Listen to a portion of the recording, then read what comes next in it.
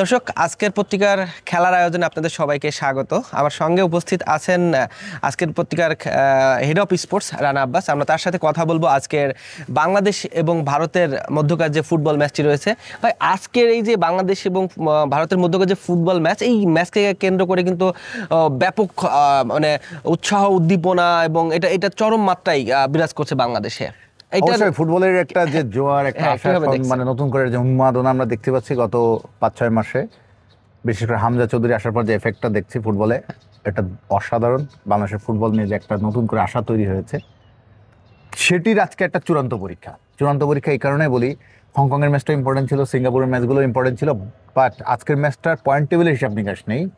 কিন্তু ভারতের সঙ্গে বাংলাদেশের ন্যাশনাল স্টেডিয়ামে যে খেলাটি হবে রাত 8টায়, এটা একটা মর্যাদার লড়াই। এই কারণে বলছি, ফুটবলে বা ক্রিকেটে যেখানেই বলেন, যে পর্যায়ে বলেন, ভারত বাংলাদেশের লড়াই মানে বা ম্যাচ মানে এখন আপনার আলাদা একটা স্নায়ুর উত্তেজনা, একটা ফাইট, একটা কম্পিটিশন, একটা চ্যালেঞ্জ, নতুন একটা মানে অন্যরকম একটা রোমাঞ্চ আমরা দেখতে পাই, দেখা যাচ্ছে।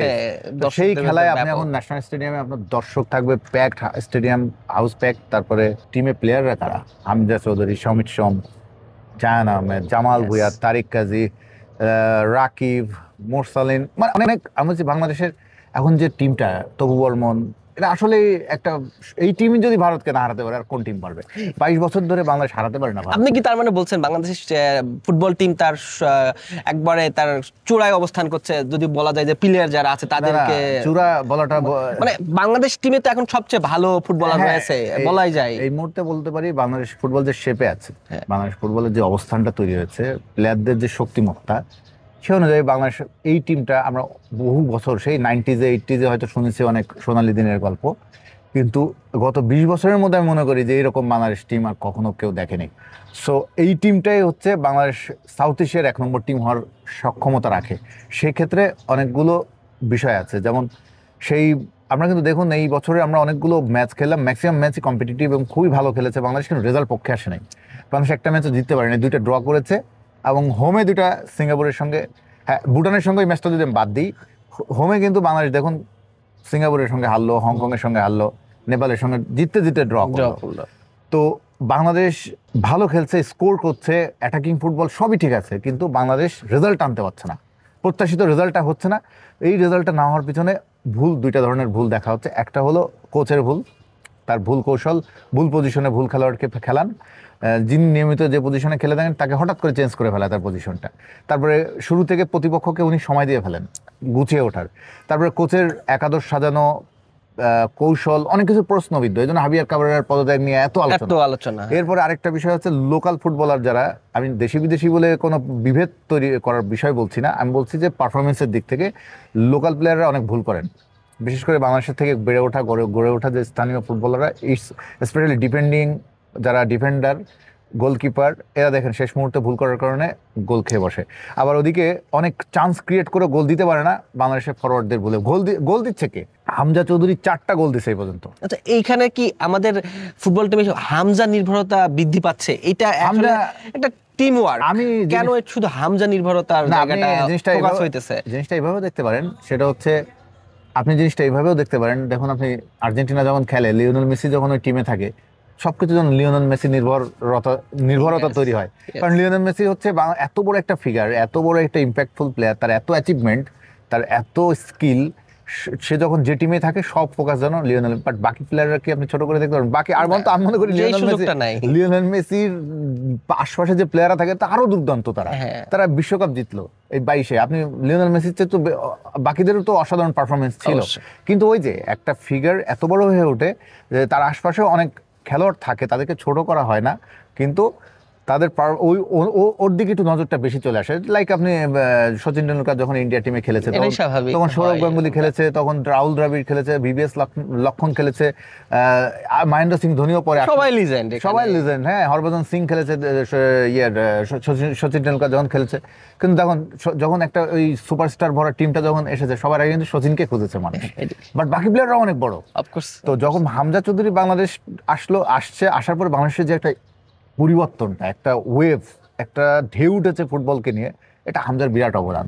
স্বাভাবিকভাবে হামজা চৌধুরী, আর তাছাড়া আরেকটা বিষয়, হামজা চৌধুরী যে লেভেলে খেলেন এটা খুবই ইম্পর্টেন্ট, আপনি মনে রাখতে হবে। তিনি কিন্তু লেস্টার সিটি পৃথিবীর অন্যতম কম্পিটিটিভ লিগ, সেরা অন্যতম না, পৃথিবীর সবচেয়ে সেরা কম্পিটিটিভ লিগ খেলার অভিজ্ঞতা কিন্তু হামজার আছে, ইংলিশ প্রিমিয়ার লিগ খেলার অভিজ্ঞতা কিন্তু হামজার আছে। তো সেইখান থেকে আসা একজন প্লেয়ার, তার স্কিল, তার মান, আমাদের মতো দেশগুলোতে তো স্বাভাবিকভাবে এটা সাদা চোখেই দেখি যে কত ডিফারেন্স, তার যে কোয়ালিটি।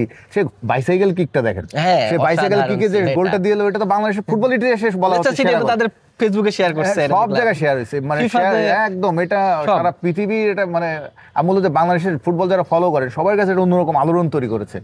মানে হামজা বাংলাদেশকে নতুন করে আবার চেনাচ্ছে, যদি বলাই যায়। বাংলাদেশ ফুটবল তার সৌজন্যে নতুন ভাবে মানুষ দেখছে, চিনছে। এমনকি দেখেন পাশের দেশ ভারত আমাদেরকে ফলো করে, হামজা আসার পর এফেক্ট পড়ার পর ওরাও কিন্তু এখন প্রবাসী ফুটবলার আনার চেষ্টা, তাদের টিমে পরিবর্তন চলছে, প্রবাসী ফুটবলার আনার চেষ্টা করছে। আমাদের সাউথ এশিয়ান অন্য দেশগুলো এটা ফলো করার চেষ্টা করছে বাংলাদেশকে দেখে।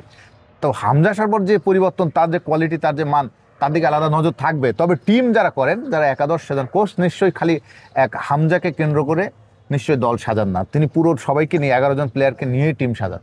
এখানে কিন্তু একটা ভালো চান্স, বাংলাদেশের প্লেয়াররা বরং এটাকে অন্যভাবে, বাংলাদেশ টিম বরং এটাকে অন্যভাবে কাজে লাগাতে পারে পজিটিভলি। কেমন, সবাই যখন হামজাকে নিয়ে ভাবছে, তখন অন্য প্লেয়ারদের তো প্রেসার ফ্রি হয়ে ভালো খেলার সুযোগ তৈরি হচ্ছে। হামজা চৌধুরীকে নিয়ে প্রতিপক্ষ তো ভাববে, বেশি করে চিন্তা করবে, কিন্তু অন্য প্লেয়ারদের তো সুযোগ ফাঁকা থাকতেছে এই জায়গাটায়। অন্য প্লেয়াররা কিন্তু প্রেসার, তাদের আলাদাভাবে ভাবার সময় পাচ্ছে, তারা বরং তাদের উপর চাপ কম থাকছে, তাদের উপর ফোকাস কম থাকছে, তারা বরং এই রিল্যাক্স থেকে ভালো পারফরমেন্স উপর দিক।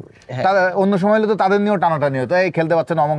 বাট এখন তো সে ফ্রি, শুধু হামজাই সব প্রেশার নিচ্ছে, বাকি প্রেশারটা তো তোমরা ফ্রি হয়ে যাচ্ছ, তো বাকি প্লেয়াররা সেই সুযোগটা নিক। হ্যাঁ, এটা খুবই একটা পজিটিভ একটা সাইড বলাই যায় বাংলাদেশ ফুটবল টিমের। আরেকটা বিষয় যে বাংলাদেশে যে স্ট্রাইকাররা রয়েছে তারা কেন সফল হচ্ছে না, আসলে এই জায়গাটা আসলে মানে বাংলাদেশের দর্শকরা খুব হতাশ।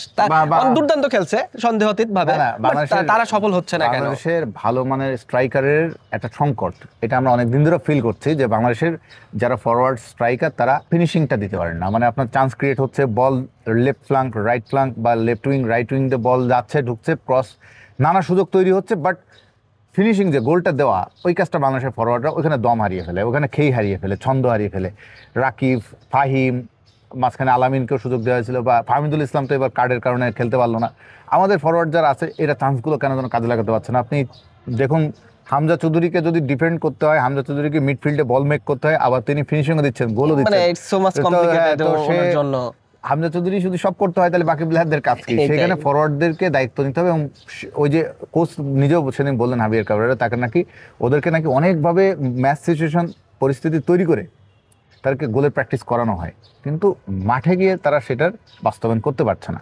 তো এই যে মেন্টাল ব্লকনেস কিনা বা স্কিলেরই প্রবলেম কিনা, এই সলিউশনটা যতক্ষণ না হচ্ছে বাংলাদেশ কিন্তু গোল দিতে পারবে না ফরওয়ার্ডরা। আর ফুটবল তো গোলের খেলা, আপনি গোল যদি না দিতে পারেন তাহলে জিতবেন কিভাবে?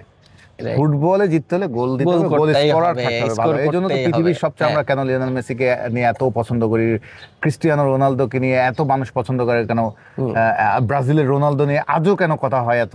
বিকজ তারা হচ্ছে গোল স্কোরার, তারা গোল দিতেন, তারা গোল ফিনিশ করতেন, তারা ম্যাচটাকে মানে বল যত তার কাছে, সবাই যখন ডিফেন্স থেকে শুরু করে মিডফিল্ড হয়ে যখন বলটা ফাইনালি তার কাছে আসতো, তাদের দক্ষতা হচ্ছে তারা এই গোলটাকে ফিনিশ করে মানে গোল দেয়, ফিনিশিংটা দিত, একবার স্কোর করতে, তারা স্কোর করতে। এটা হচ্ছে বড় গোলটাই মনে করে মানুষ, মনে করে রাখে গোল, মানুষ মনে রাখে গোল দাতাকে অবশ্যই। তো এই জন্যই ফরওয়ার্ড বা স্ট্রাইকারদের হিরো হওয়ার চান্সটা বেশি থাকে। আরেকটা বিষয় আমরা শেষ করব, যে কোচ হাবিয়ার কাবরেরাকে আসলে নিয়ে প্রচুর সমালোচনা চলতেছে, যে কেন হচ্ছে এখনো রাখা হচ্ছে হাবিয়ার কাবরেরাকে, তার অনেক ভুল ডিসিশনের জন্য অনেক সময় আসলে ম্যাচ হাতের বাইরে চলে যাচ্ছে। এটাকে আপনি আসলে কি? কাবরেরা আমাদের একটা ব্যতিক্রম রেকর্ড আছে। কাবরেরা আপনাদের এখানে প্রায় 4 বছরের বেশি মনে সময় কাটিয়ে গেলেন। বাংলাদেশের ন্যাশনাল টিমে একজন বিদেশি কোচ, এত বা দেশি সব মিলিয়েও এত লং টাইম সার্ভিস দেওয়া বাংলাদেশের আর কোনো কোচ নেই। 4 বছরের উপরে তিনি বাংলাদেশ ডাগ আউট সামলেছেন। কাবরেরার রেকর্ডটা, এত সুযোগ পেয়ে বাংলাদেশ ফুটবল কোচদের কিন্তু এটা ব্যতিক্রম উদাহরণ। এত লং টাইম খুব বেশি কোচ নেই যারা একটা বছরের পর বছর একটা দলকে কোচিং করিয়ে থাকেন। ফুটবল কোচদের চাকরির ধরনটাই এমন যে কারো চাকরি যাবে, কারো চাকরি গেছে, কিন্তু সেখানে কাবরেরা হচ্ছে ব্যতিক্রম। তিনি বাংলাদেশে কিন্তু অনেক দিন ধরে থাকলেন, কিন্তু তার কাছ থেকে আমরা আরো বেটার রেজাল্ট আশা করেছিলাম। আপনি যখন এতদিন একটা টিম পেয়েছেন, এত ভালো প্লেয়ার এখন পেয়ে গেছেন, সময় পেয়েছে, তা নিজের মতো করে গড়ে ভেঙে গড়ে বাংলাদেশকে তিনি আরো কিছু ভালো রেজাল্ট দেওয়ার জন্য। আমরা এশিয়ান কাপে যেতে পারলাম না, বাছাই পর্ব উত্তরা থেকে পারলাম না, একটা সাব জিততে পারলাম না। এই সময়গুলোতে আরো দ্বিপক্ষীয় যে ম্যাচগুলো হচ্ছে, ফ্রেন্ডলি ম্যাচ হচ্ছে, সব জায়গায় আমরা আরো ভালো রেজাল্ট হতে পারতো। Yeah. তো কাবরেরার কৌশলগুলো অনেকগুলো প্রশ্নবিদ্ধ, তার দল গঠন, তার খেলার ফরমেশন, স্ট্র্যাটেজি, তারপরে কাকে কোথায় কিভাবে খেলাতে হবে, অনেক কিছু প্রশ্নবিদ্ধ, এবং তার কিছু গর্তামিও আছে। তিনি যেসব হুট করে যেসব সিদ্ধান্ত নেন, অনেক সিদ্ধান্ত প্রশ্নবিদ্ধ। হ্যাঁ, So এটার এই- জন্য বেশি সমালোচিত এইসব হন বিষয়ের কারণে না দর্শকরা খুব বিরক্ত। ইভেন দর্শকরা বুঝতে পারে যে এই দর্শকরা- সময় এই ডিসিশনটা নেওয়া উচিত হ্যাঁ, ওনার ডিসিশন, কারণ ওনার সঙ্গে তো কারো ব্যক্তিগত শত্রুতা নাই। না, কোনো দর্শক নিশ্চয়ই তার ব্যক্তিগত না, তার সে দেখতে চায় টিমের রেজাল্ট, অবশ্যই। ফ্যান দেখতে চায়, মানুষ দেখতে চায় আপনার টিমটাকে রেজাল্ট কি আসতেছে। এখন আপনি যদি টিমের রেজাল্ট না আনতে পারেন, আপনি কি ভালো মানুষ না খারাপ মানুষ, এটা মানুষ পরে বিচার করে না। বিচার করে যে ও তো কিছু রেজাল্ট এনে দিতে পারছে না, আর এবং ওর পছন্দের খেলোয়াড়দেরকে খেলাচ্ছে, যে ভালো রেজাল্ট এনে দিতে পারছে না, মানে যে ভালো পারফর্ম করতে পারছে না, সেই খেলোয়াড়কে বারবার চান্স দিচ্ছে, আবার অনেক প্রতিভাবান খেলোয়াড় সুযোগ পাচ্ছে না। এই যে এইসব নানা বিষয় নিয়ে উনি বিতর্কিত। ধন্যবাদ ভাই। ধন্যবাদ দর্শক। আজকে আজকের পত্রিকার খেলার আয়োজনের এই পর্যন্তই আমরা আলোচনা করলাম বাংলাদেশ এবং ভারতের মধ্যকার ফুটবল ম্যাচ নিয়ে। পরবর্তীতে যে কোনো খেলার বিষয়ে জানতে যুক্ত থাকুন আজকের পত্রিকার খেলার পেজের সঙ্গে। সবাইকে ধন্যবাদ।